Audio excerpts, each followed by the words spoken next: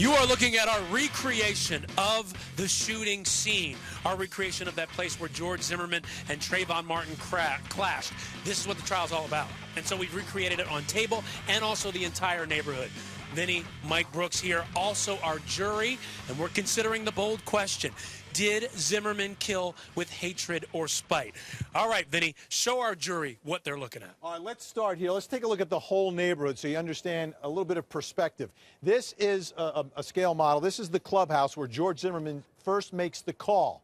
This is where he said he parked and called police non-emergency, then proceeded down Retreat View Circle, made the right on the street that he didn't remember the name of, Twin Trees, followed that around to the left, and then parked at the left just before the bank here. Then he and I guess Trayvon must have gone up the sidewalk to this area, and this is where we believe the confrontation took place, on that infamous T area. So what I want to do right now, if we could just pull this out, we could pull this out, and let me show you, ladies and gentlemen, that T intersection of the sidewalk. If you could just step back here, and we bring Mike Brooks in. Mike, this is really the most significant place in this entire trial, because this is the area right here where George Zimmerman said that he and Trayvon Martin, ran into one another, one side saying one thing, one side saying something else. But tell us about some of the evidence that's found around here. Well, we look around, and these are the actual kind of evidence markers that were used by the Sanford police, Vinny, and it kind of paints a picture of what happened here at the crime scene.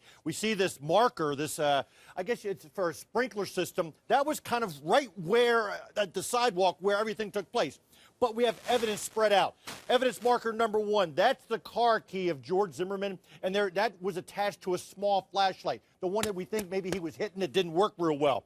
This is a 7-Eleven bag on number 2. We don't know exactly what role that played in it yet. Number 3, there was a white bag here. That was that Walmart bag that we heard about today during openings, Vinny, that they used to try to seal up the sucking chest wound after Trayvon was shot. Then we get over here, number 7. That was Trayvon's cell phone. Number 5 was that larger flashlight that we heard about today, that there were 2 flashlights, not just one. Number 4 was a first aid kit. That was used by the officers who were there first to try to, render aid to Trayvon.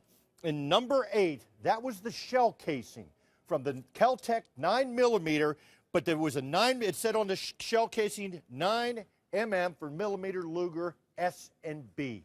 So this kind of gives you a better picture of where all the evidence happened. And this is, this is the actual crime scene right here. Yeah. So everything took place, and we think that everything in the shooting and the being somewhere between here and here, because that was close to this little marker. Absolutely. And the other part of this T is, if you remember seeing that when George Zimmerman goes back the next day, the videotape, he walks police up to the corner going this way, and he says he's trying to get here to Retreat View Circle to get an address, and then he's walking back this way, and if you follow past the T, when we go back to that small scale model, this would take us directly back to George Zimmerman's car.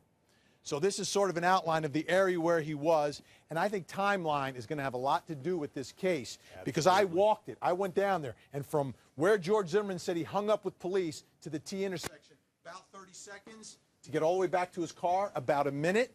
But the time between he hung up and the confrontation, about 2 minutes and change. So what was going on during those 2 minutes? Crucial. Oh, the timing is key. A couple questions from our jurors, wondering some of the same things our viewers are probably wondering. Zachary, our high school football player, has a question. I mean, if it's a gated community and just a community in general with houses and apartments, shouldn't there be, like, video cameras around for security? I mean, I wouldn't feel safe if there was no cameras. Did you see cameras in the area, Vinny, when you were there? They did have cameras, but they weren't working. And at the time, it wasn't a totally gated community. That's why Trayvon was able to cut through the houses. There was no gate all the way around the whole townhouse complex. Okay, one more question from our juror number 11. Mia, what do you have? I was wondering if there was any blood evidence on the sidewalk. If his head was beat repeatedly on the sidewalk, I would expect to see blood there. Yeah, not there. Not there. Not there. And I don't know how well the crime scene, it was raining that night. I don't know if that had impact. I'm not sure, but I didn't see any photos of blood on the sidewalk. I guarantee you, they most likely would have looked to try to find, because as a crime scene investigator, you want to find exactly the exact spot where that confrontation took place, and there was no blood evidence that was found. Yeah, that's a critical part of this case.